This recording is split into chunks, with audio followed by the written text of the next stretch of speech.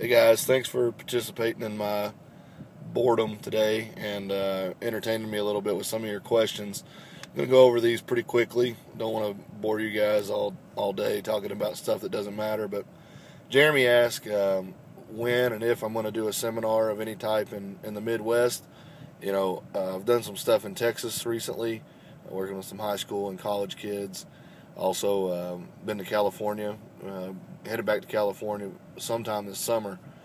Just haven't finalized the dates and everything yet.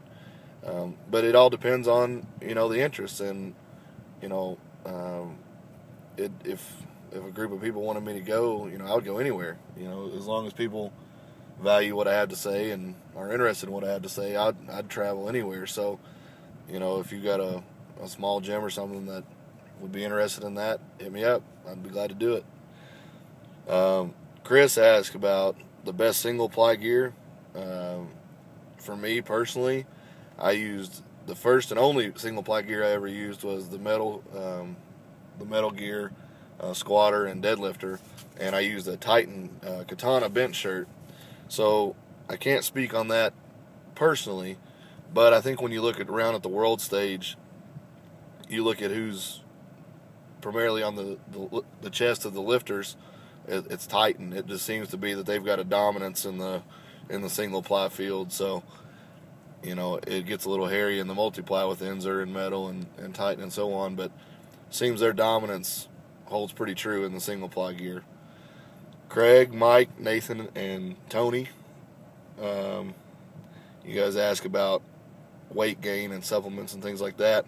For me, I was a skinny ass kid. I was 175 pounds in high school, and not really built to be a power lifter. But what I did, anytime that I wanted to gain weight, no matter what my goal was, when I was 175, I wanted to be 185.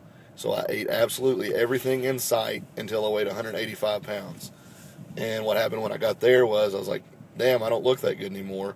So I cleaned up my diet, dropped down a little bit to say 180 or something like that, and then I came back up eating better foods, and I looked better. So when I wanted to be 200 pounds, I ate like hell, ate shit, every kind of fast food you can imagine, up to 200 pounds.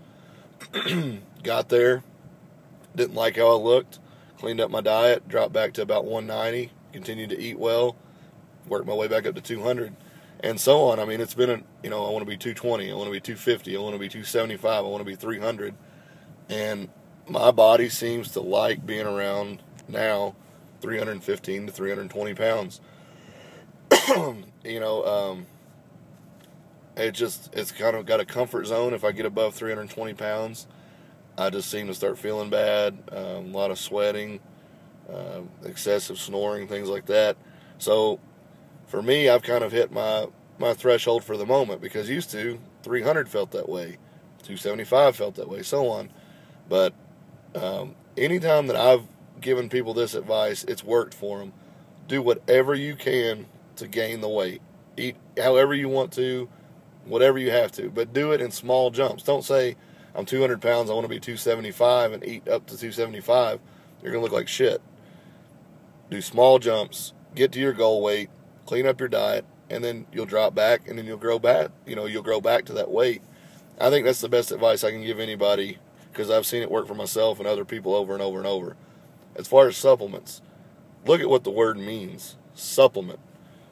It's not, this is your diet plan. This is your supplement to your diet plan. I think so many guys get lost on the fact that real foods are what make you strong. I mean, you look back in the 60s, 70s, and 80s.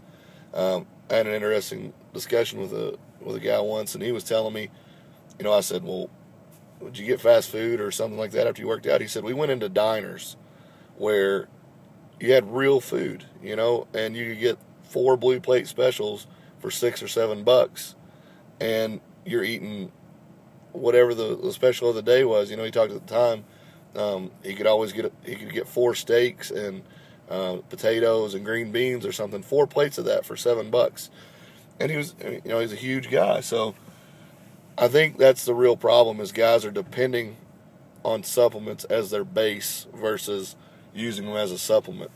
So, obviously protein, that's great. Creatine, I use it when I'm getting near meats. I don't think it's necessarily something that I take it and I just notice a huge benefit. But when I do take it, I feel a little bit tighter. I feel that pump, kind of feeling, and I like it. Daily routine, multivitamin, that's the number one. Fish oil, amino acids. The more I've studied on this, the more I've found that it's not necessarily all the amino acids that are important. Leucine seems to be the number one amino acid out there. So I've started supplementing more with just leucine versus the amino acids. And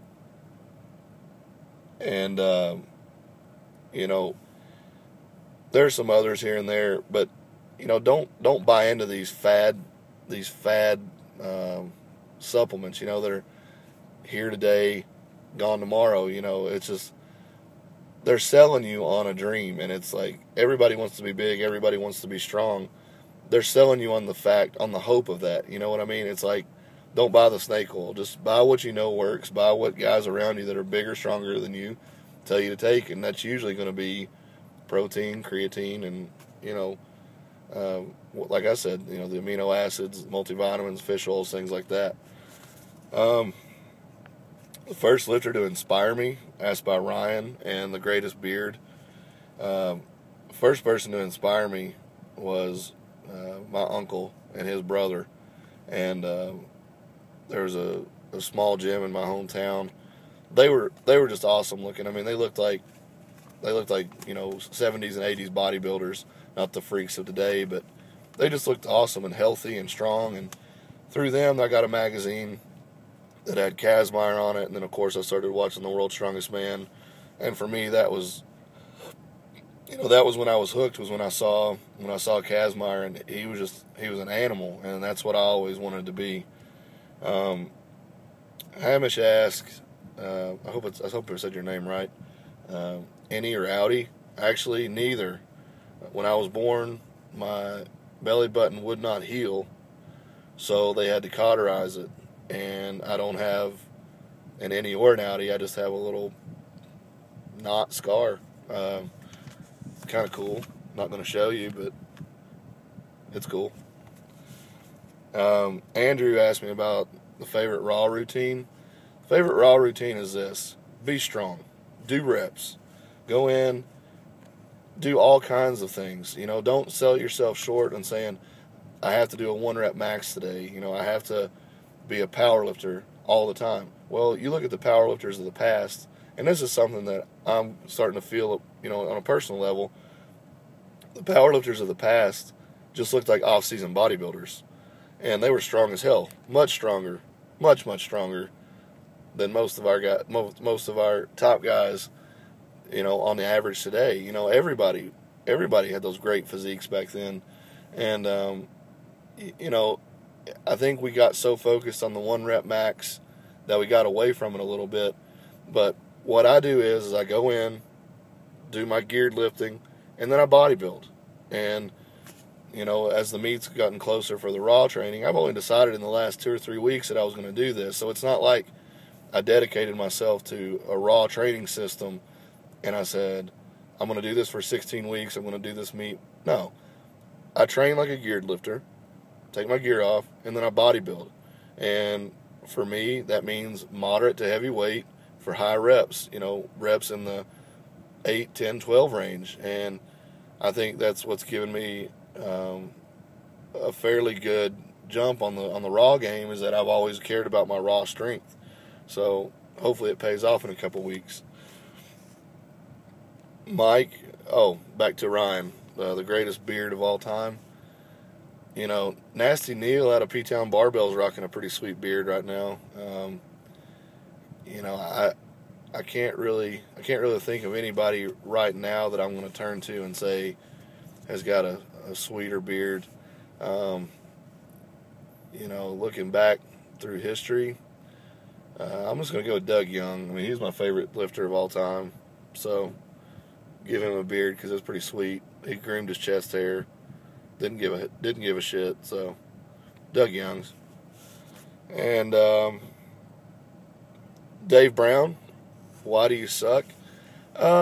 I think it's a lot of things. I think, one, your head is huge, and it throws your balance off when you squat. Um, I think it bumped you up a weight class, your head size. So, without your head on your body, you'd probably be a good, a heavy 42, maybe a smaller 75. But competing in the 308 class, it just kind of throws you out of your league a little bit. But other than that, I think you're a pretty good dude. Your head's just fat. Sorry. Brad, on a scale of 1 to 10, how naked am I? Peanut butter. That's the answer. So, I thank you guys for checking me out. I'm a pretty laid back dude, and for some reason you guys think I'm decent enough to ask questions to, and I appreciate that because I'll try to answer them if you do. So, anyway, have a good day. I'm getting ready to walk into Dick's here and kill some time and go eat some food at Logan's once the lunch rush ends. I'm gonna eat some steak. So, have a good day. Have a good weekend. Stay safe. Stay strong. Later.